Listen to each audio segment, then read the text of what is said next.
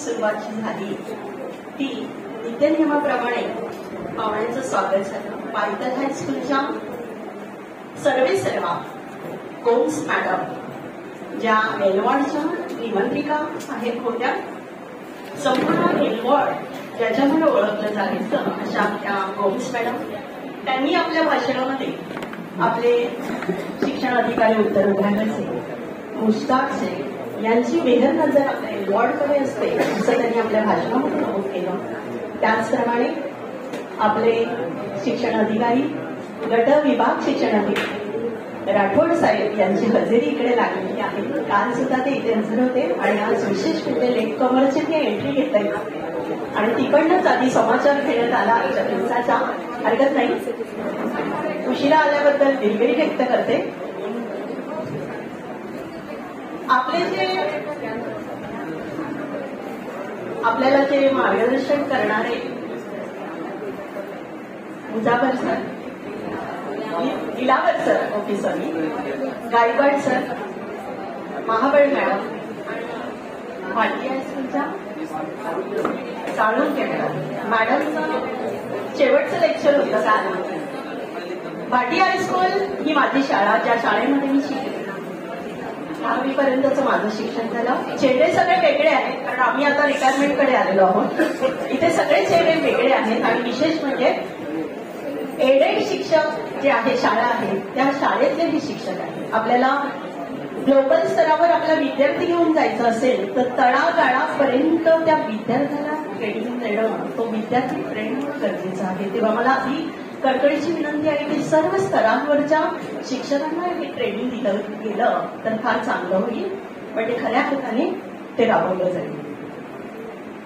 राष्ट्रीय शैक्षणिक धोरण आपलं काय आहे, त्याची वैशिष्ट्य काय आहे, हे दिलावर सरांनी याची सुरुवात आधी केली. तत्पूर्वी त्याच्या आधी जरा मला काल लेट झाला होता आणि मॅडम भाषणामध्ये म्हणाल्या की गायकवाड सरांची जी त्यांनी स्वागतार्ह कविता सादर केली होती काल, फार सुंदर वाखाणण्याजोगी होती आणि ती कविता इथे लिहिलेली आहे. शिक्षक तू कोण आहेस, म्हणजे शिक्षकाला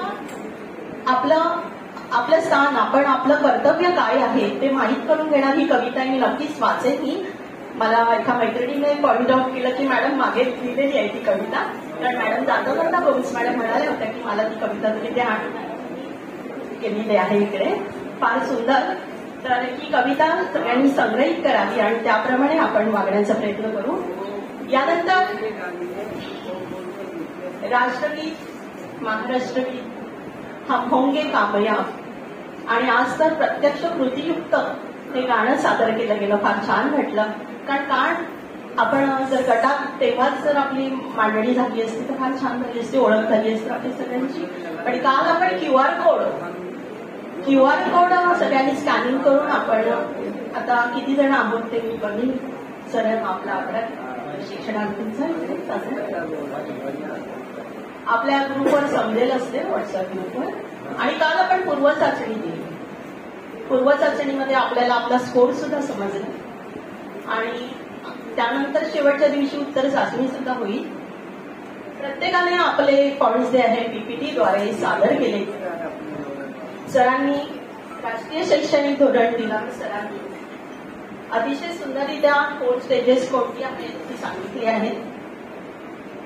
6 स्टँडर्डला आपलं वोकेशनल ट्रेनिंग आपण 6 स्टँडर्ड पासूनच मुलांना द्यायचं आहे. मला एक सुचवावंसं वाटतं की चर्नी रोडचं बालभवन जे आहे तसं बालभवन प्रत्येक शाळेमध्ये असावं आणि तशी एक तासिका असावी, म्हणजे विद्यार्थी आपल्या आवडीनिवडीप्रमाणे त्या सेशनमध्ये त्या वर्गात आणि खऱ्या अर्थाने राबवलं जाईल.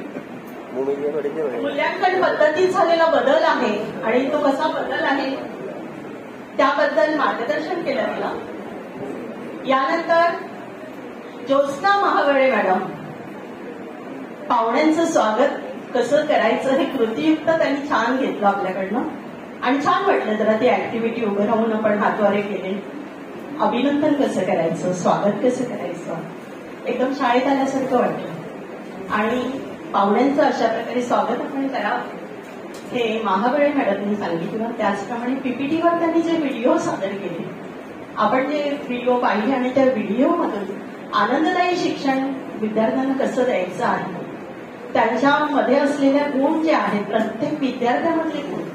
आता मराठी मीडियम आपण पाहिलं तर विद्यार्थ्यांची संख्या कमी झाली, त्यामुळे प्रत्यक्ष 1 to 1 आपण मुलांपर्यंत पोहोचू शकतो. हा प्लस पॉईंट आहे. आणि वाईट पॉईंट पण आहेत. मुलांची संख्या कमी होते कारण मराठी माध्यमाकडे मुलांचा कल आता कमी आहे.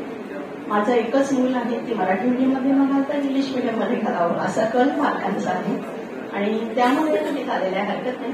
पण मला असं वाटतं की अनएडेड स्कूलला सुद्धा हे ट्रेनिंग है, क्योंकि बच्चा जो है अपने टीचर को आइडियल मानता है और जब टीचर इंटर्न होती है तो सबसे पहले बच्चे का ऑब्जर्वेशन उस टीचर के ऊपर होता है कि टीचर ने क्या पहना है, टीचर आज कैसी लग रही हैं, उनके बाल कैसे हैं, उनका हेयर स्टाइल कैसा है. बिकॉज आज मैं अगर टीचर बन पाई और टीचर के बाद मैंने प्रिंसिपल की पोस्ट ली बिकॉज ऑफ माई टीचर.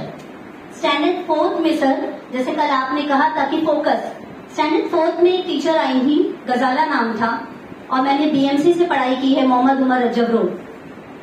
जब टीचर फर्स्ट डे था और टीचर इंटर हुई तो मैंने एक ही मर्तबा उनको देखा और मुझे लगा इनकी तरह मुझे बनना है.